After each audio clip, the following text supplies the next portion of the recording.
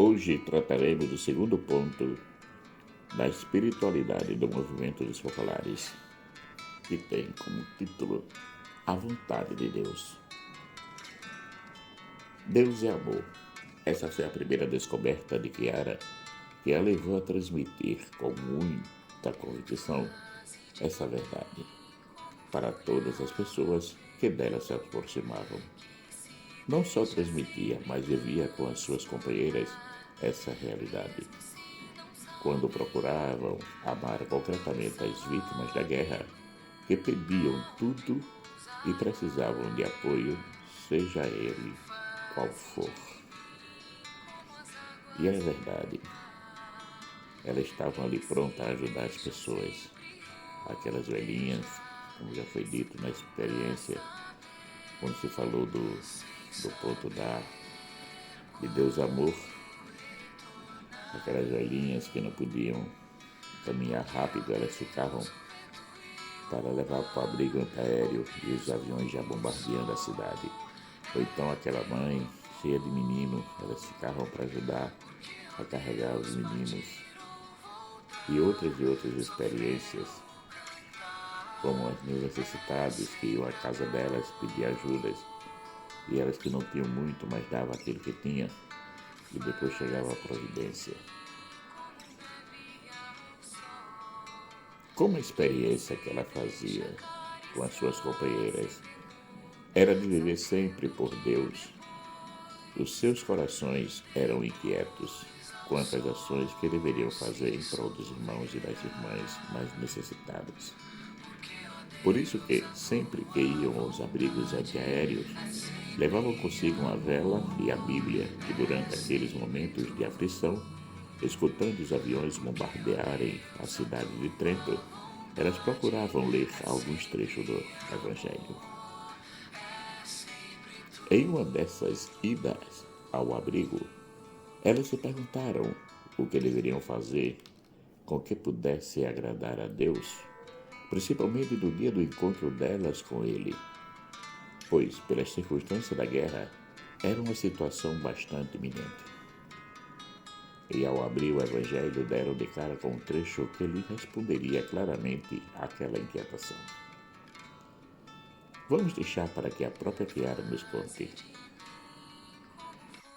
Como talvez já saibam, entre as ruínas provocadas pela guerra, na contemplação e constatação de que todo mundo pode desmoronar, mesmo que lhes é mais querido e importante, e que tudo é vaidade das vaidades, nós, primeiras focolarinas, assim chamados membros consagrados do movimento dos focolares, os focolarinos e as focolarinas, não sem uma graça especial de Deus. Tivemos que fazer a escolha mais exigente da nossa vida, entregar-nos ao ideal que não passa. Fazer, portanto, de Deus o tudo da nossa existência. Portanto, amá-lo e amá-lo com todo o coração, com toda a alma e com todas as forças. Mas como amá-lo para que tudo não se limite a um simples sentimento? A frase de Jesus, não quem diz Senhor, Senhor, entrará no reino dos céus, mas quem faz a vontade de meu Pai, confira Mateus 7,21. Foi determinante e perfeitamente esclarecedora. Poderíamos amar a Deus com todo o coração, também agora, com toda a alma, com todas as forças, fazendo com todo o coração a sua vontade. Poderíamos amar a Deus com todo o coração, fazendo a sua vontade. Fazer a vontade de Deus, fazer a vontade de Deus. Foi a expressão prática do nosso amor por Ele. Assim, propusemos-nos cumprir, a partir daquele momento, não a nossa, mas a vontade de Deus. Procuramos uniformar imediatamente a nossa vontade à de Deus. A nossa única vontade era a vontade de Deus. Isso até foi tirado do discurso de Chiara a um congresso ecumênico em Roca de Papa, do dia 5 de maio de 1981. Fazer a vontade de Deus tornou-se a mola mestra para elas, pois tudo o que procuravam fazer Primeiro verificavam se a realização daquele determinado propósito estava em sintonia com a vontade de Deus. Veja o que ela nos conta. Naquele tempo, não recordo se antes ou depois, uma experiência pessoal serviu para sigilar esta nossa resolução. Naqueles primeiros dias, em dezembro de 1943, há muitos anos, o Senhor me chamou para me consagrar a Ele, na virgindade e na castidade. Pouco depois, durante a missa de meia-noite de Natal, senti no meu coração o pedido de Jesus para me dar tudo. Esse tudo, então, compreendia e eu só podia entender como os outros o entendiam. Viver a lei da virgindade. Também a obediência. Doando a minha vontade, vivendo a obediência, doando tudo aquilo que eu possuía, vivendo a pobreza. Deixando a minha família e quanto havia de belo no mundo, para me retirar no clausuro, num convento. Acreditei que Deus me daria tudo isso e disse sim. Mas eu disse em lágrimas e com o coração despedaçado por qualquer coisa que não me agradava. Algo se rebelava dentro de mim. Tendo confiado ao confessor esta circunstância e a decisão que eu tomei, ele, provavelmente, porque conhecia o que estava nascendo à minha volta, disse decididamente: não, esta não é a vontade de Deus para você. Depois da experiência com o sacerdote, ela entendeu que existem dois estados de vida, no qual podemos viver em busca da perfeição. Naquele momento, diferenciaram-se na minha mente dois conceitos que até então coincidiam. Isto é, o que se diz estado de perfeição, isto é, a vida monástica, e a perfeição. Compreendi que certamente existiam estados de vida mais ou menos perfeitos, mas que a perfeição só se alcança fazendo a vontade de Deus.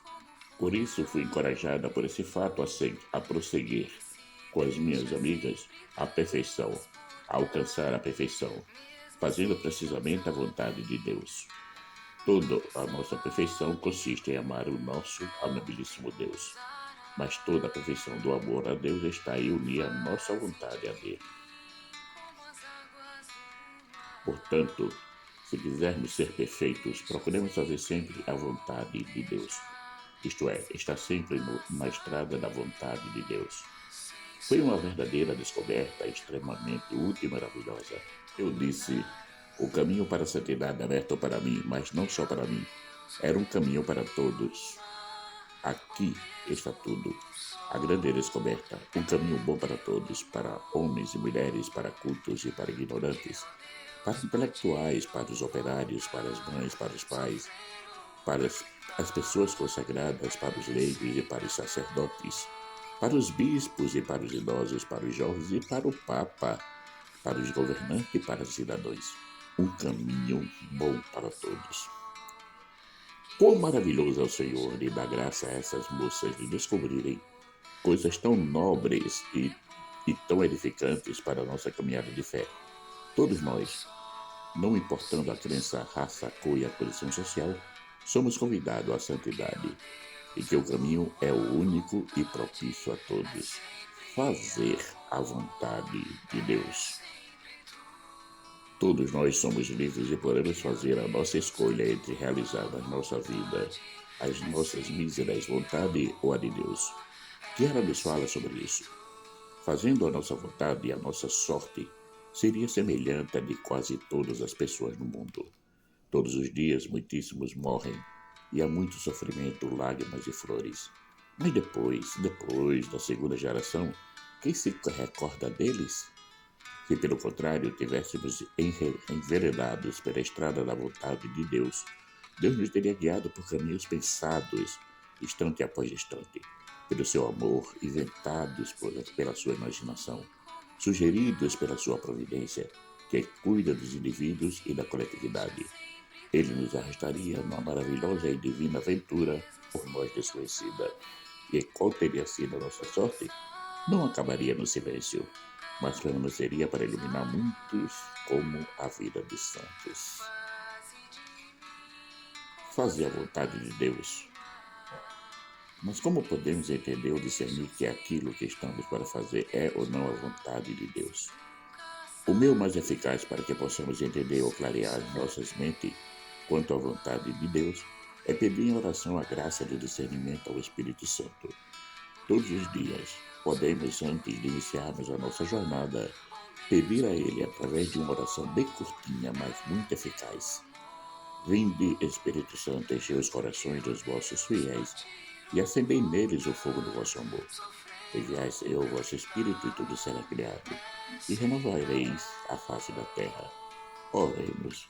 Ó Deus, que instruístes os corações dos vossos fiéis com a luz do Espírito Santo, fazei que apreciem retamente todas as coisas e gozemos sempre da sua consolação.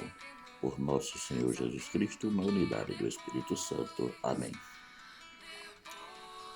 Caríssimos irmãos e irmãs, vamos procurar estar sempre atentos à vontade de Deus nas nossas vidas. Não vamos perder, por motivos egoístas, a oportunidade de amar a Deus e aos irmãos, realizando a vontade de Deus em nós. Nos revestindo da virtude e da humildade, porque somente ela é capaz de fazer com que, nos despojando de tudo que nos impeça de sermos verdadeiros cristãos, que vive em busca da santidade. E não existe outro caminho que nos leva à morada eterna do que realizar plenamente nas nossas vidas a vontade de Deus. Marcos Laurentino.